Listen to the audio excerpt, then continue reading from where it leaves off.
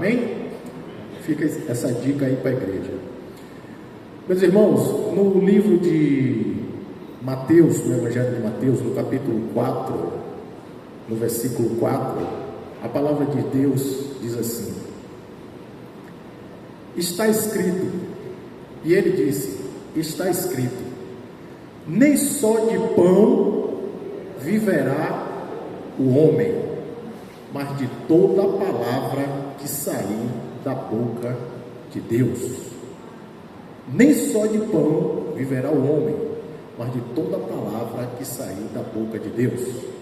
E neste momento, eu convido aqui o nosso evangelista Henrique, que vai ministrar essa palavra, vai trazer a mensagem, não do coração dele, mas Deus irá usá-lo para transmitir essa palavra para a igreja. Por gentileza, eu vou pedir que a igreja se coloque de pé. Eu vou pedir aqui ao meu irmão Marcos, Marcos, para fazer essa oração aqui para o nosso evangelista Henrique, pedindo que Deus dê a ele direção, sabedoria, e que Deus fale através da boca do nosso irmão. Amém, glória a Deus. Irmão, a princípio o pastor me chama de Martins, mas eu sou xará dele aqui, Henrique também, viu? Amém, meu irmão? Glória a Deus, glória a Deus, glória a Deus. Senhor, vamos orar, meus irmãos. Senhor, nosso Deus e nosso Pai, que está no céu, santo, santo é o teu nome, Senhor. Para vir sobre as nossas vidas o teu reino, Senhor, e para ser feita nelas a tua vontade, Senhor. Tanto aqui como aí no céu, Senhor. Pai, perdoa as nossas falhas, somos devedores, somos pecadores, mas o Senhor já levou sobre si todas as pisaduras, todas as nossas dívidas, Senhor. Ó Deus, eu te entrego aqui nesse momento o meu irmão Henrique, que ele irá falar da palavra, Pai. Que seja o Senhor, que seja o teu Espírito Santo falando através dele, Pai. Edifica essa casa, Senhor. Traz a palavra, Pai, para os nossos corações, fala aos nossos corações, Senhor. Vivifica essa casa, Pai. É o que te pedimos no nome santo de Jesus. Amém. Glória a Deus. Glorificado e exaltado seja o nome do nosso Senhor e Salvador Jesus Cristo. Glorificado e exaltado seja o nome do nosso Senhor e Salvador Jesus Cristo, aquele que vive e reina para todo sempre, o que foi morto e que com seu sangue comprou para Deus, homem de todas as raças, línguas, tribos e nações, e para o nosso Deus ele nos fez reis e sacerdotes para reinarmos sobre a terra. Amém. Eu costumo ministrar essa palavra que está no livro de Apocalipse, capítulo 5, porque primeiro eu quero dar glória a Jesus, segundo, para que a gente traga a nossa consciência, né? O que Deus quer fazer através de nós. Nós temos que assumir essa postura de reis e sacerdotes, para nós governarmos diligentemente, conforme a vontade de Jesus, a nossa vida na terra, e não deixar que a carne governe a nossa vida. Amém? Abra as Bíblias no livro de Mateus, no livro de Mateus, o primeiro livro do Novo Testamento, capítulo 5, versículo 14, que diz assim, ó: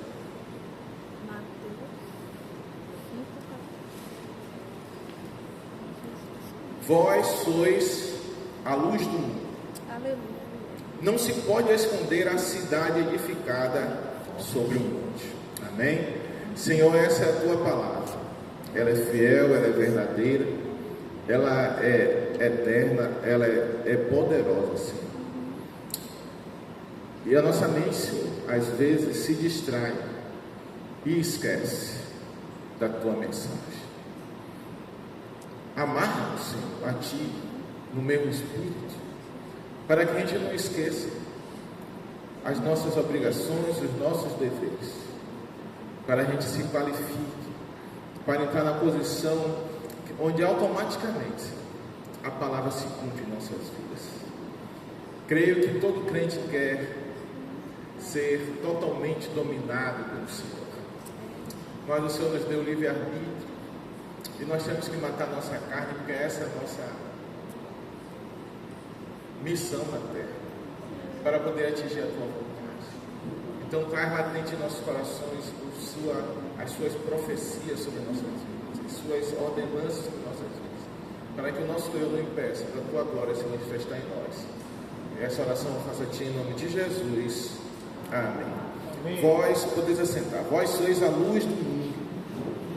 Vós sois a luz do mundo. Essa declaração de Jesus, ela foi feita aos discípulos. Se nós não formos discípulos, nós não somos luz. Não podemos ser luz do mundo se nós não nos submetermos ao Mestre, que é Jesus Cristo. E o objetivo dessa administração hoje de manhã, eu falei sobre o poder de Jesus no primeiro domingo. No último domingo eu falei sobre o ser escravo de Cristo, no domingo passado. E hoje, da trilogia, né, das ministrações, vai ser a última. E hoje eu vou falar um pouco da glória da Nova Jerusalém Celestial. E eu vou começar trazendo aqui nessa mensagem de Mateus 5,14 o contraditório. Jesus começa a falar de luz do mundo, depois ele fala assim, ó, não se pode esconder uma cidade edificada sobre um monte. E é um negócio assim meio, né, que se você tem que aprender, nós precisamos aprender a pedir a Deus para termos o raciocínio de Cristo. Ele está acima da nossa capacidade de raciocinar, mas ele não mente, ele não erra.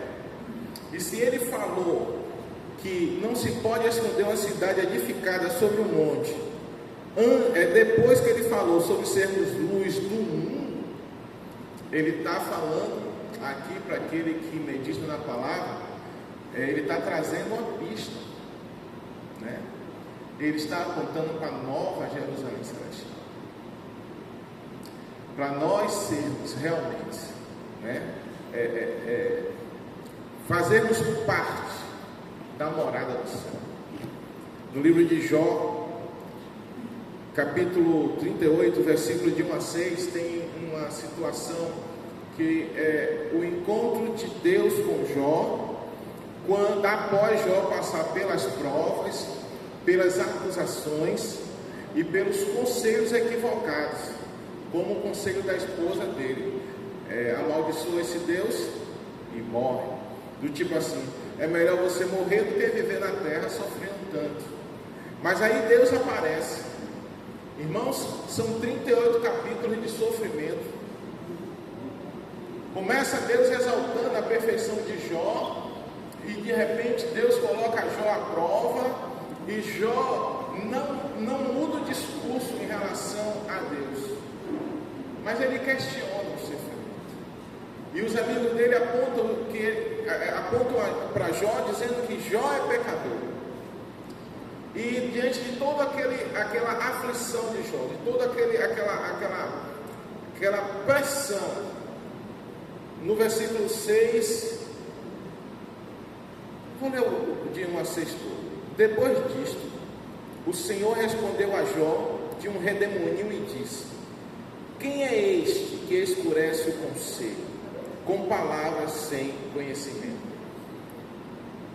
Deus já chega dizendo que tudo que foi dito naquela conversa entre Jó e seus amigos não tinha uma verdade, né? Eram pessoas que não conseguiam entender o que estava acontecendo porque era sobrenatural. Agora cinge os teus ombros como homem e perguntar-te-ei e tu responde-me. Ou seja, Jó está lá abatido, perdeu a família, perdeu os bens, doente, e Deus chega perto dele assim, cinge os ombros.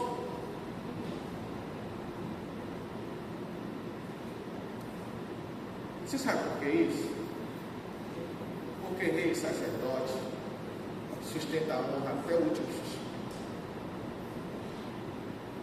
A sociedade está criando um conjunto de pessoas com a mente fraca, debilitadas, necessitadas. E nós somos impactados todo dia com essas mensagens: fraqueza, dependência. Deus não fala com ninguém prostrado.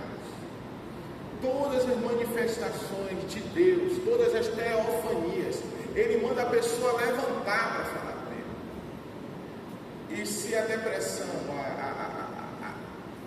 a carga espiritual sobre você não permitir que você levante, Ele faz como Ele fez com João na ilha de Patmos, que prostrado caiu e Jesus tocou nele e ele levantou. Nunca espere permanecer prostrado quando você estiver invocando Jesus. E ele dá ordem a Jó. E essa ordem, ela quebra o protocolo do natural, porque Jó está debilitado, cheio de furúnculos no seu corpo, febril. Mas Jó levanta e cinge os olhos. Porque aquela ordem ela não vem sem a força da sua execução. Tudo que Deus fala acontece. Nós precisamos entender essas coisas no nosso relacionamento com Deus.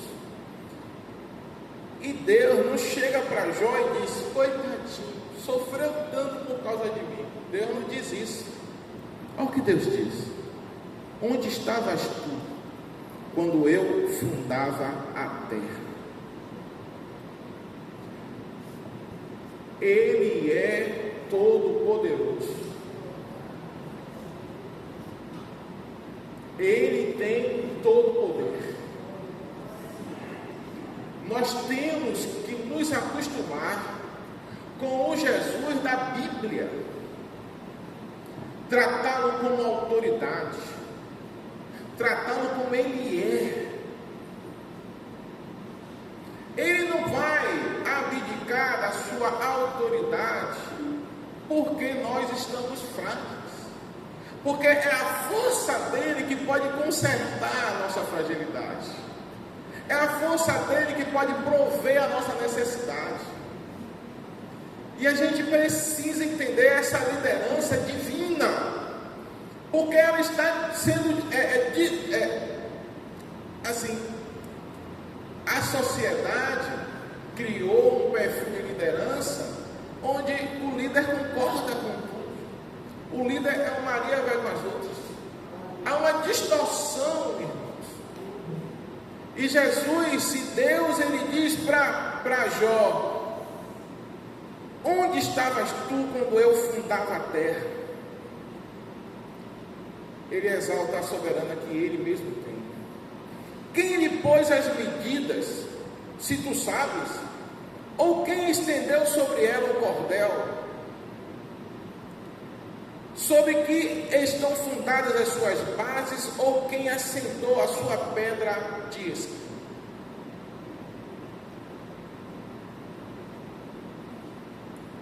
Na mesma autoridade que há em Deus, na mesma soberania, na transcendência, no poder imensurável, Ele fala da pedra de esquina. Ele revela nas entrelinhas, assim como o primeiro texto que eu falei, um mistério: Jesus Cristo,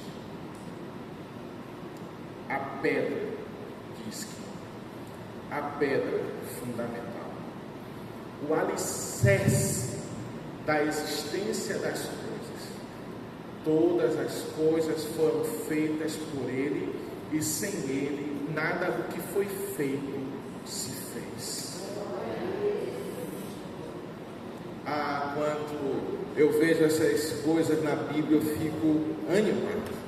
Ezequiel 22:30 diz assim: e busquei de entre eles um homem que estivesse tapando o muro e estivesse na brecha perante mim por essa terra, para que eu não a destruísse, mas a ninguém achei. Entre os homens, ninguém, todos pecaram, Romanos 3:23, e foram destituídos da glória de Deus. ninguém conseguia sustentar a santidade do Senhor. Isaías 28:16 diz assim: portanto, assim diz o Senhor, Jeová: eis que eu assentei em Sião uma pedra já provada, pedra preciosa de esquina, que está bem firme e fundada. Aquele que crer não se apresse. Essa expressão não se apresse também em algumas traduções está escrito assim: não corre, não foge. Ou seja, por ele confiar em Jesus, ele é forte e enfrenta os problemas. Mas a pedra de esquina, o alicerce das construções, é Jesus. Salmo 118:22. A pedra que os edificadores rejeitaram tornou-se cabeça de esquina. É o mesmo termo, né? Pedra de esquina, pedra fundamental, falado de forma diferente conforme a cultura de quem escreveu. Romanos 3:23. Porque todos pecaram e destituídos estão da glória de Deus. Então nós precisamos entender que a nossa salvação depende única e exclusivamente de Jesus. Assim como Jesus, como Deus, exaltando a sua soberania, traz nas entrelinhas a revelação de Jesus para João. No livro de 1 Coríntios capítulo 3, versículo 9 diz assim: porque nós somos cooperadores de Deus, vós sois lavoura de Deus e edifício de Deus. Segundo a graça de que me foi dada, pus eu como sábio arquiteto o fundamento, e outro edifica sobre ele, mas veja cada um como edifica sobre ele, porque ninguém pode pôr outro fundamento além do que já está posto, o qual é Jesus. A base da sua vida, a base de tudo é Jesus. Tem um filme que diz assim, acho que o nome do filme é assim: como Jesus faria, ou como Jesus responderia, eu não sei exatamente, mas é um filme cristão que fala as diversas situações da vida em que as pessoas, em vez de fazerem como normalmente se faz no mundo, estavam imitando Jesus naquelas situações e obtendo as vitórias que vinham de Deus por imitarem Jesus. E nós estamos vendo apóstolo Paulo falando que bom ler o texto de novo. Segundo a graça de Deus que me foi dada, pus eu como sábio arquiteto o fundamento, e outro edifica sobre ele, mas veja cada um como edifica sobre ele, porque ninguém pode pôr outro fundamento além do que está posto, o qual é Jesus.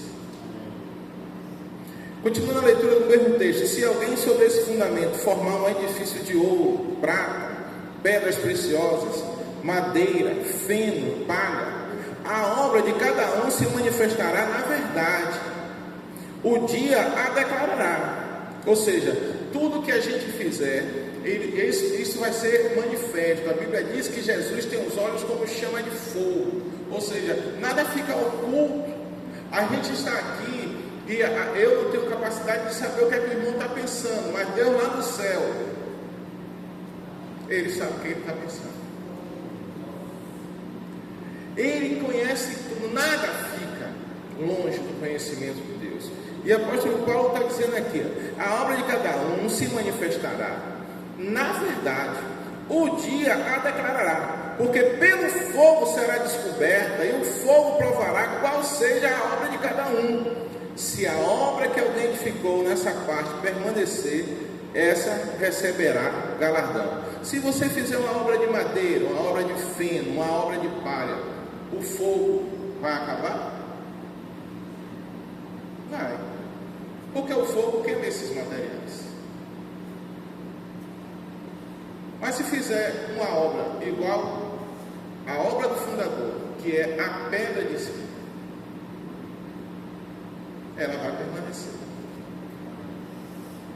a rocha inabalável, que é Jesus Cristo. Qual a área da sua vida que precisa de um conserto? Você vai achar em Jesus. E eu não sei na vida de vocês, mas às vezes eu estou com um problema X e eu abro a Bíblia e cai exatamente no mesmo problema, Deus me dizendo a solução, e eu fico olhando assim, rapaz, eu não podia ter estudado a Bíblia antes de ficar temeroso, ansioso, triste, abatido. Efésios 2, capítulo 20 e 22, Efésios capítulo 2, versículo 20, 21 e 22. O apóstolo Paulo de novo fala sobre uma edificação. Edificados sobre o fundamento dos apóstolos e dos profetas, de que Jesus Cristo é a principal pedra de esquina, no qual todo edifício bem ajustado cresce para templo santo no Senhor, no qual também vós juntamente sois edificados para moradas de Deus em Espírito. Nós somos moradas de Deus. A Bíblia, desde o Antigo Testamento, declara que Deus não habita em templos feitos por homens. E aí o homem nasce e vive na terra naturalmente nascido da carne. Mas aceitamos Jesus, confessamos Jesus como Senhor. E no ritual do batismo, morre a velha criatura e nasce uma nova criatura do Espírito. Lavados pela palavra, lavados e remidos pelo sangue de Jesus, aptos, não pela perfeição, mas pelo processo de purificação sobrenatural, para suportar o Espírito Santo dentro de você, te revelando erros e te conduzindo a consertos. Mas apóstolo Paulo tem uma visão não de uma casa, mas de um edifício, onde fica um ligado ao outro, unidos, imóveis geminados.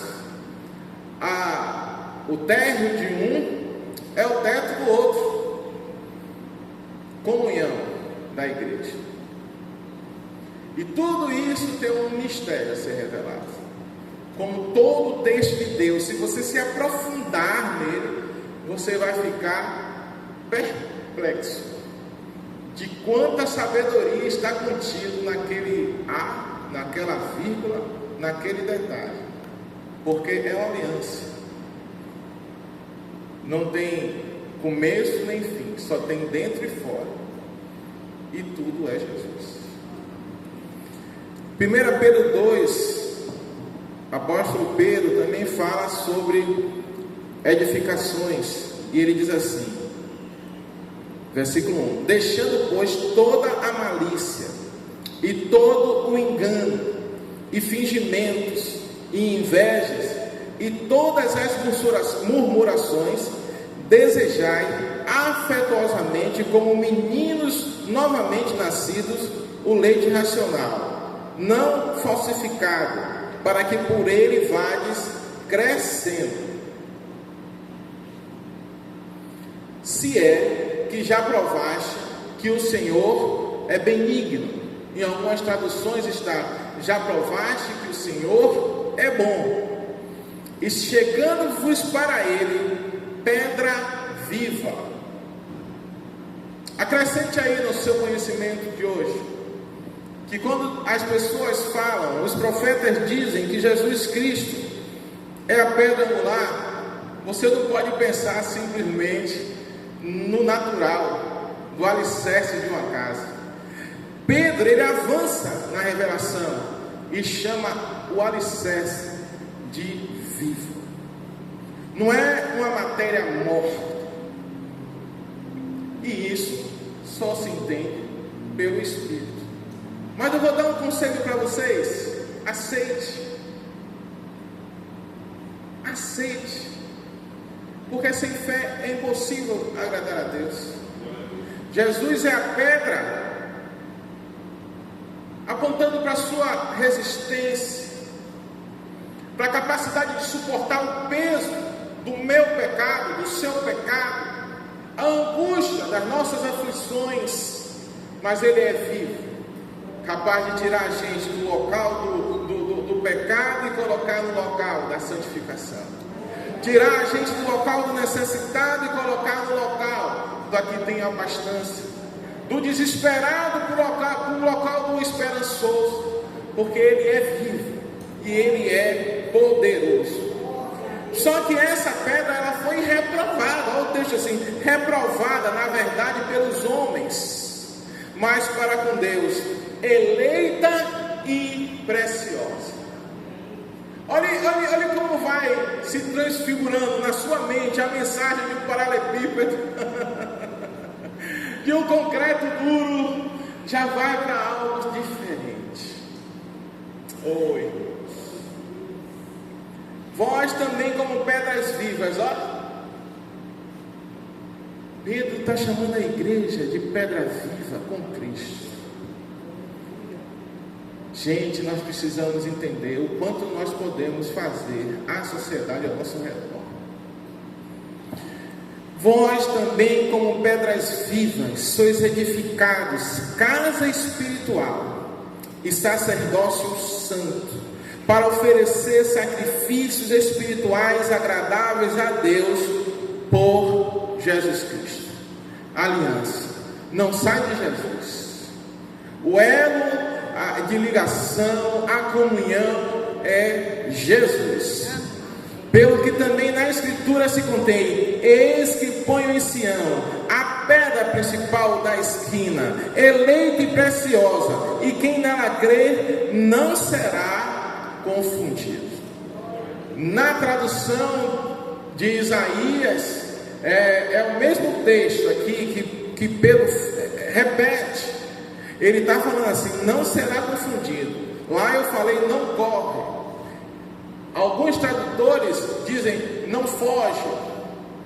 Agora Pedro, ele vai ampliando o poder dessa revelação. Não se confunde. As minhas ovelhas ouvem a minha voz. Precisamos, irmãos, entender eu não gosto de falar a palavra mistério, essa informação que está na Bíblia. Precisamos pedir a Deus revelação, usar nosso tempo para cavar até achar a preciosidade das Escrituras. E assim para vós, os que credes, é preciosa, mas para os rebeldes, a pedra que os edificadores reprovaram, essa foi a principal da esquina. É uma pedra de tropeço e rocha de escândalo para aqueles que tropeçam na palavra, sendo desobedientes para o que também foram destinados. Se nós estamos aqui parados, ouvindo o texto bíblico, participando dos louvores, nos preparamos para estarmos aqui, nós não somos aqueles que serão amaldiçoados por essa palavra. A obra que Deus começou em nossas vidas, Ele começou para transformarmos também em pedras vivas, fortes, no meio de uma sociedade fraudulenta, mentirosa, firmados na verdade. E não tem jeito, se a gente não trabalhar esse processo começado por milagre da parte de Deus para nós. Mas vós sois a geração eleita, o sacerdócio real, a nação santa, o povo adquirido, para que anuncieis as virtudes daquele que vos chamou das trevas para a sua maravilhosa luz. Vós que em outro tempo não erais povo, mas agora sois povo de Deus, que não tinhas alcançado misericórdia, mas agora alcançaste misericórdia, graça, favor e merecido. Mesmo assim, abençoados, a termos a mesma natureza de Jesus, sermos pedras vivas, crescendo de glória em glória, sufocando a sua carne até elas parar de reinar nas suas decisões e nas suas inclinações, se enchendo do Espírito, para cada vez mais aparecer em você a figura da pedra fundamental, que é Jesus. Lá no livro de Apocalipse, Jesus aparece de forma gloriosa para João, e ele manda um recado para as igrejas. São 7 igrejas. Antes dele falar a mensagem para as igrejas, a manifestação da figura de Jesus, ela descreve a grandeza de Cristo, para termos segurança. O interessante é que nessa aparição, na mão de Jesus não tem uma espada. Na mão de Jesus está a igreja. Você precisa assumir a responsabilidade de ser o instrumento vivo de Jesus na terra. Porque o soldado, ele tem na mão a sua arma. Jesus está com a igreja na mão. Quando Jesus se manifesta para o apóstolo Paulo no caminho de Damasco, apóstolo Paulo grita: quem és tu? E Jesus se apresenta: eu sou a igreja.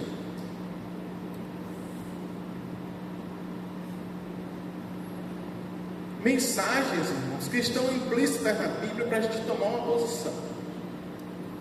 Você é a extensão de Cristo na terra?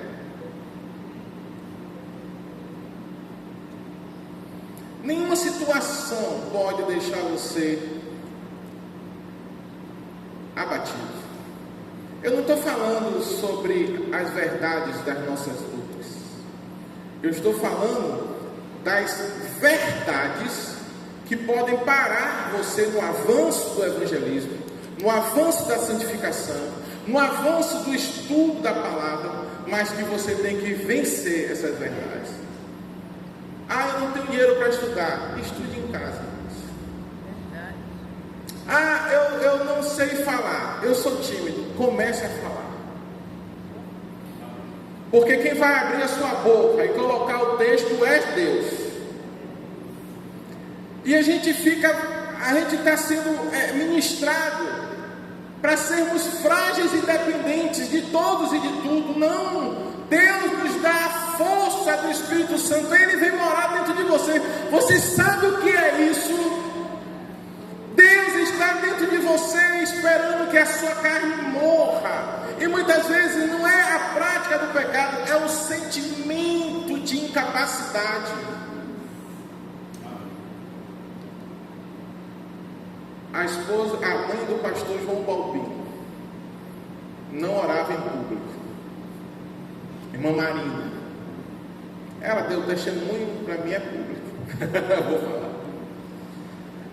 Ela ia para a igreja, mas ficava ali quietinha. Um belo dia, ela leu o texto bíblico que dizia assim: e fora ficam os tímidos. Aquela mulher que não orava em público foi pregar no ônibus.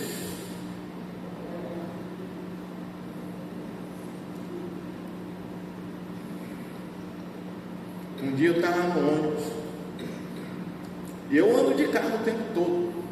Eu estava de ônibus porque o carro quebrou, e eu estou lá no ônibus, e eu estou dizendo assim: Senhor, eu queria pregar, mas eu sou tímido. Pregar no ônibus é diferente de pregar aqui, irmãos.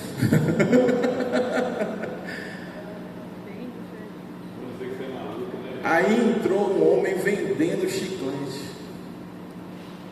Depois entrou um outro vendendo pomada.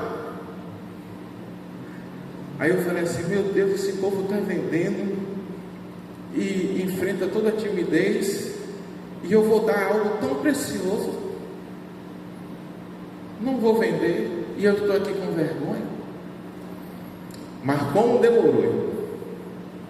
Aí, como eu não sei andar de ônibus, eu tinha que perguntar para o cobrador onde é que eu ia soltar, para onde é que eu ia e tal. Aí quando eu levantei, perguntei a ele, e ele me respondeu, aí Deus falou assim: você já está em pé. Não pense que eu fiquei pregando, não, só foi naquele dia. E eu perguntei a Deus o que eu vou falar, e Deus colocou no meu coração. Eu ali triste porque estava sem carro, triste porque estava sem dinheiro, mas olha a palavra que Deus botou no meu coração para eu falar para aquele povo que estava ali no ônibus, né? Disse Jesus: vinde a mim, vós que estáis. Aí comecei a ministrar o texto. Tomai sobre vós o meu jugo e aprendei de mim, que sou manso e humilde de coração, e achareis descanso para a vossa alma. Essa é a palavra de Deus, nosso Senhor Jesus Cristo, para vocês nesse ônibus dessa manhã. Saí correndo, quase que querendo esconder. Mas os tímidos não herdarão o reino dos céus. Se você ficar pensando na sua condição, irmão, você vai ser impedido de fazer a obra, de ser pedra para outra pessoa, sair do lixo, de ser alicerce para outra pessoa, de ser vivo. Você pode ser uma pedra morta, mas você pode ser igual a Jesus, uma pedra viva. E nós precisamos mergulhar, porque essa palavra ela vai mudando a nossa vida. Relacionamento conjugal, santificação, criação de filhos, está tudo aqui para nós. Está tudo aqui para nós. Eu quero dizer para você que tem dificuldade de perdoar, perdoe. Perdoe em nome de Jesus. A própria oração que o Pai ensinou diz: perdoa nossas ofensas como nós perdoamos a quem nos tem ofendido. Perdoe. Jesus ensina a gente a dar outra face, a andar a segunda milha, e são coisas que estão se perdendo nessa sociedade onde ela incute em você a necessidade de você ter autoestima, de se valorizar. Não, irmão, o maior valor você já recebeu. Você foi escolhido por Deus para morar no céu. Você não precisa ser reconhecido pelos homens. Você precisa imitar Jesus.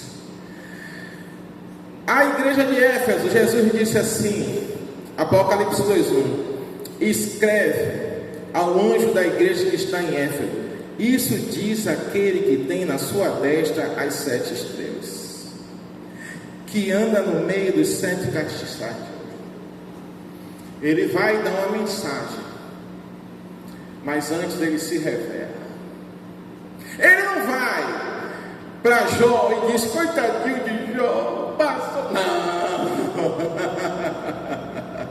Nós temos que nos acostumar com a autoridade de Deus, com a soberania de Deus, com o poder de Deus, com a integridade de Deus, porque Ele não vai se rebaixar para nós, é nós que nos rebaixamos para Ele. Ele está dando o aviso é para conserto, o aviso é para abençoar aquele que obedece, mas aí ele não chega como um coitadinho.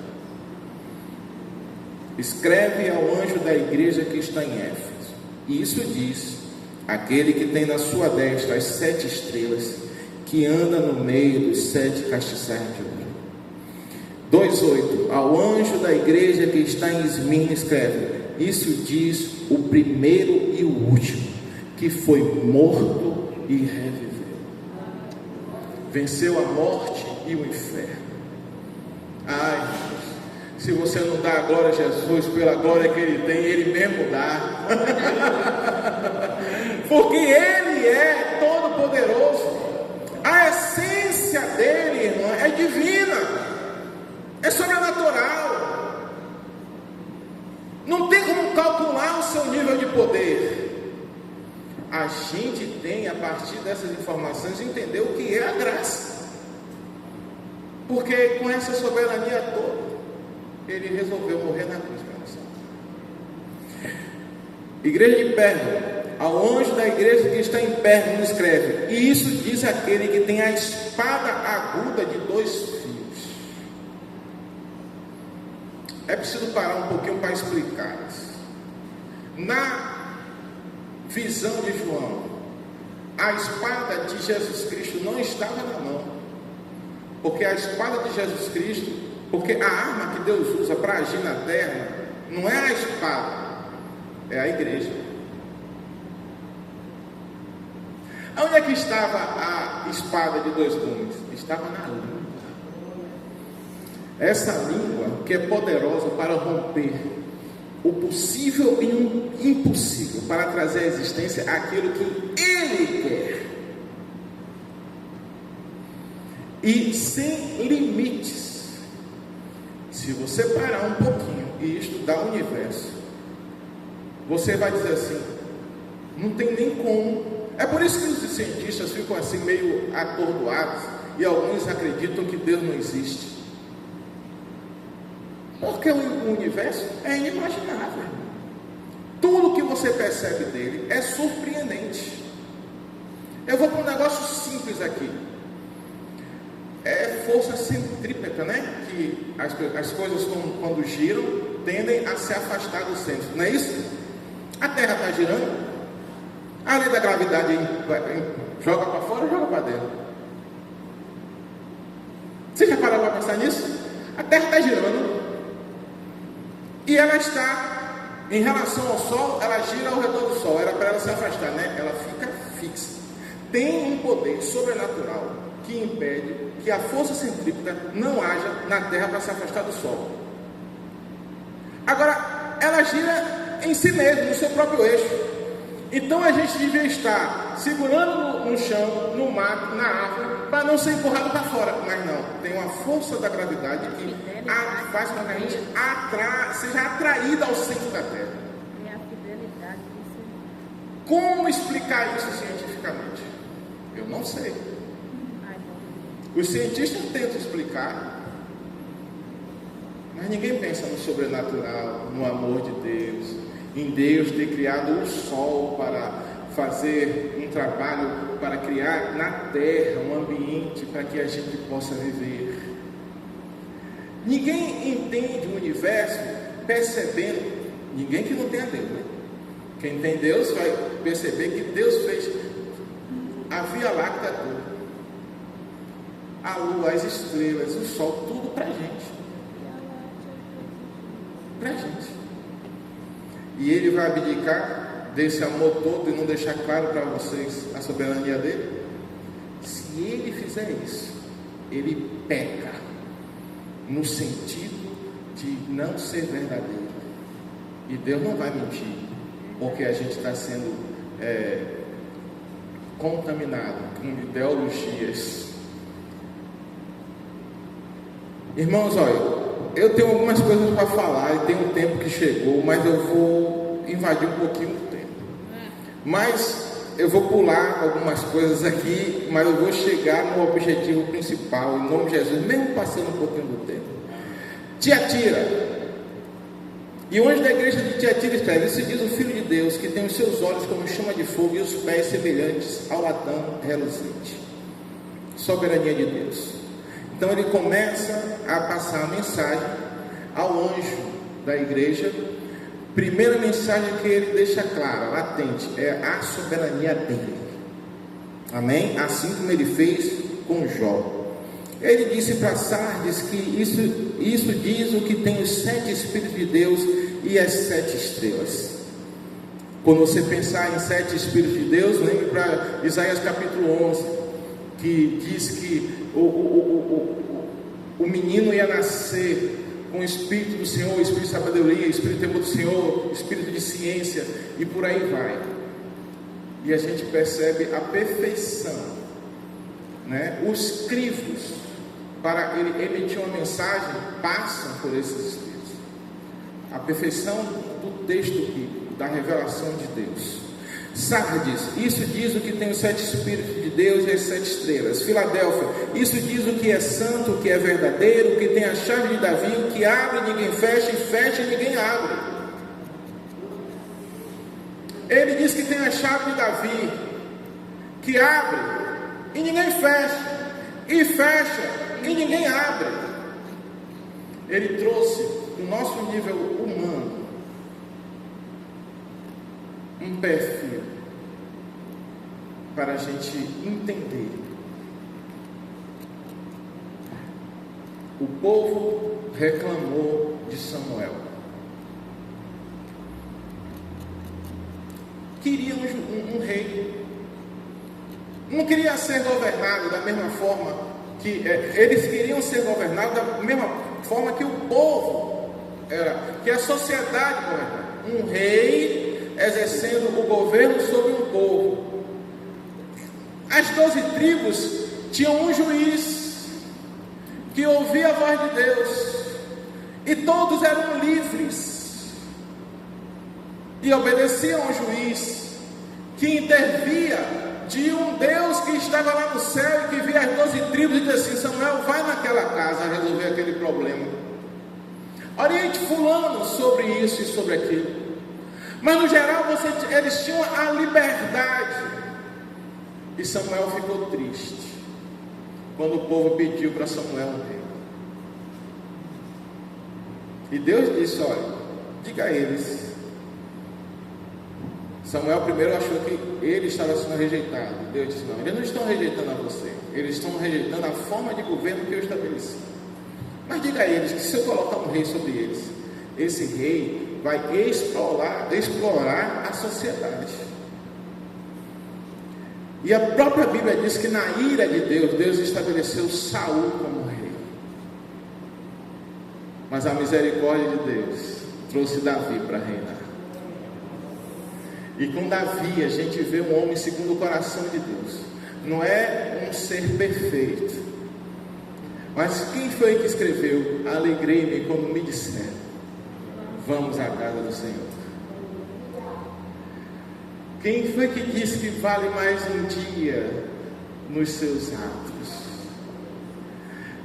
Davi adorava a Deus, apesar das imperfeições. Você quando louva, você quando exalta o nome do Senhor, você quando profere as grandezas dele, você está adorando a Deus. E aí, a promessa de Deus para Davi está lá no Salmo 89, que o reino de Davi permanecerá eternamente. As pessoas gritavam com Jesus andando: Jesus, filho de Davi. A descrição da descendência de Davi, a gente percebe que de Jesus, a gente percebe que veio de Davi. E aqui Jesus, o próprio Jesus, não é para exaltar Davi, não, é para exaltar que a promessa que foi feita se cumpriu. E assim como Davi orava para fazer as coisas, e ele era submisso à resposta de Deus em oração, ele está dizendo que ele, Jesus, assim como Davi, só faz o que o Pai manda fazer. E nessa conduta não tem como falhar, irmãos. Quando você toma a decisão conforme a vontade do Pai. Apocalipse 3,14, Laodiceia, isso diz o Amém, a testemunha fiel e verdadeira, o princípio da criação de Deus. Eu sou o caminho, a verdade e a vida. Quando a Bíblia fala sobre o princípio da criação de Deus, ele não está dizendo que Jesus foi criado. A gente tem que tirar isso da mente, porque Jesus é Deus de eternidade a eternidade. O nosso Deus é um Deus triuno, Deus Pai, Deus Filho, Deus Espírito Santo. E nenhum deles é criatura um do outro. Ele está falando da primogenitura de Jesus entre os homens, a herança, o se dispor da deidade para nascer de carne e osso, e ser o último Adão, nascido do Espírito, porque o primeiro Adão foi uma alma vivente e o último Adão é Espírito vivificante, para sermos a pedra para nós imitarmos, para sermos também eternos com Ele. Mas deixar isso bem claro para não trazer confusão, porque tem algumas palavras que, se a gente não se amarrar na regra bíblica, a gente vai distorcer. Após disso, Jesus falou sobre promessas para quem vencer. A igreja de Esmirna, ele disse assim: quem tem ouvidos ouça o que o Espírito diz à igreja. O que vencer não receberá o dano da segunda morte. Como a gente vai vencer se a gente não tomar a posição de imitador de Cristo?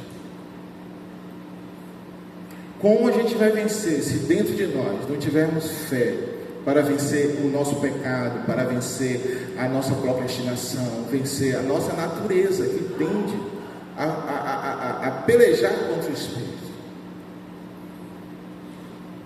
E todo mundo que não tiver um nome no livro da vida vai ser lançado no lago do fogo e do esquecimento de Deus, que é a segunda morte. Então Jesus, ele está ministrando à igreja, declarando a sua autoridade, a sua soberania, mas também ensinando de forma verdadeira, sem ocultar os danos da rebeldia, mas inspirando com a recompensa que é a eternidade. Então, se você não vai lá para o lago de fogo, se você não vai ser banido da presença de Deus, você vai para a Nova Jerusalém Celestial. E se eu disser a vocês que até agora isso só foi uma tradução para falar da Nova Jerusalém Celestial? Meu Deus do céu, a gente precisa se acostumar a ficar mais tempo se deleitando da palavra. Porque tudo isso só é uma introdução para dizer para você o que está escrito no livro de Apocalipse, capítulo 21, versículo 9 a 27, que diz assim: e veio um dos 7 anjos, que tinha 7 taças, cheias das últimas 7 pragas, e falou comigo, dizendo: vem, mostrar-te-ei a esposa, a mulher do Cordeiro. Gente, não sei se eu falo. Minha sogra não queria que eu casasse com a filha dela. E ela de vez em quando dizia assim para mim: não estou fazendo por você não, estou fazendo por minha filha, minha parente é ela. Eu ficava chateado, mas ia fazer o quê? Mas depois ela começou a me chamar de Henriquinho. Mas glória a Deus. Onde que eu quero chegar? Você nasceu de seu pai e de sua mãe. Você foi adotado por Deus. O Espírito Santo mora dentro de você.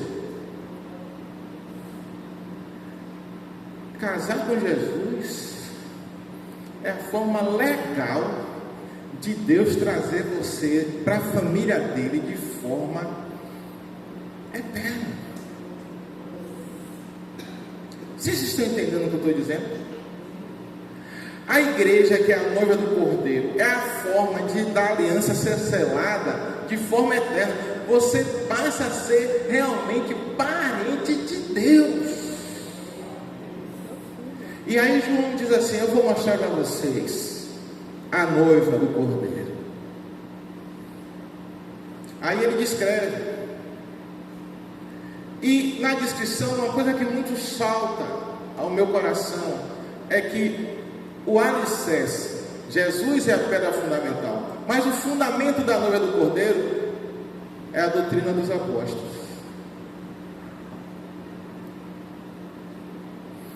A porta da Nova Jerusalém Celestial são as 12 tribos de Israel. Aponta para a aliança mosaica. No centro da Nova Jerusalém Celestial tem um trono de glória, onde Deus reina. Jesus reina no seu coração? Ou nós dividimos o nosso coração com os nossos desejos? Nós já abdicamos do nosso futuro e entregamos a vida a Deus realmente?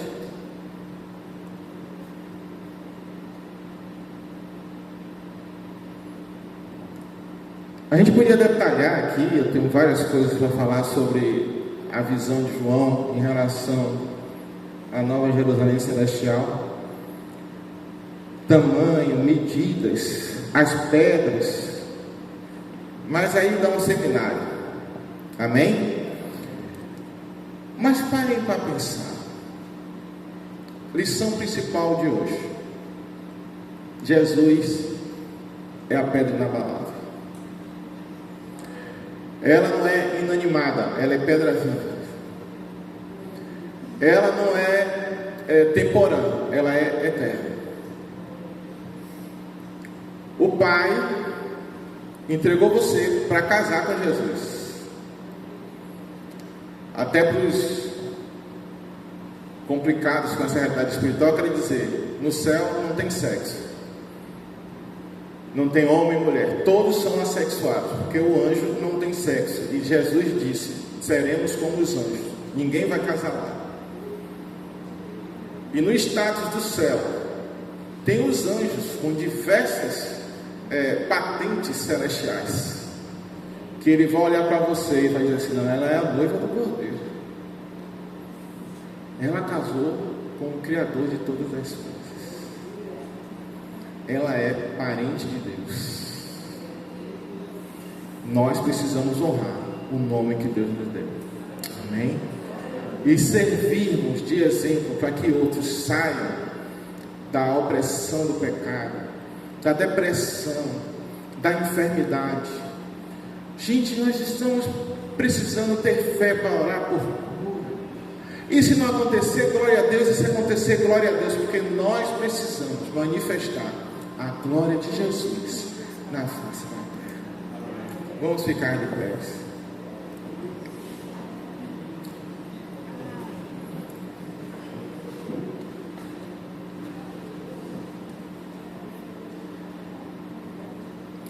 Eu, João, vi a cidade santa, Nova Jerusalém, que de Deus descia do céu, preparada,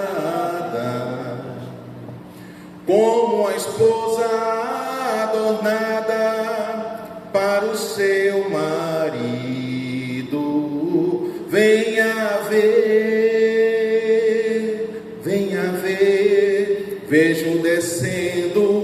vejo descendo, e uma grande voz do céu dizia: eis o tabernáculo de Deus com os homens, pois com ele habitará, e ele será seu dono, e o mesmo Deus estará com eles, e será seu Deus. Ruas de ouro, brilhando tanto, pérolas, portas de pérolas, estão abertas, e Deus livrará de seus olhos toda lágrima, e não haverá mais morte, nem pranto, nem clamor, nem dor, porque já as primeiras coisas são passadas. Tudo novo,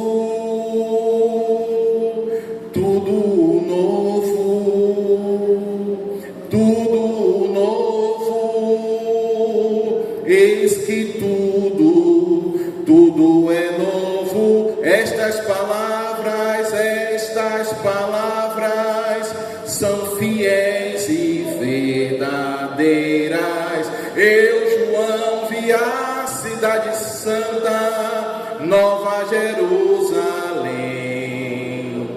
que de Deus descia do céu, preparada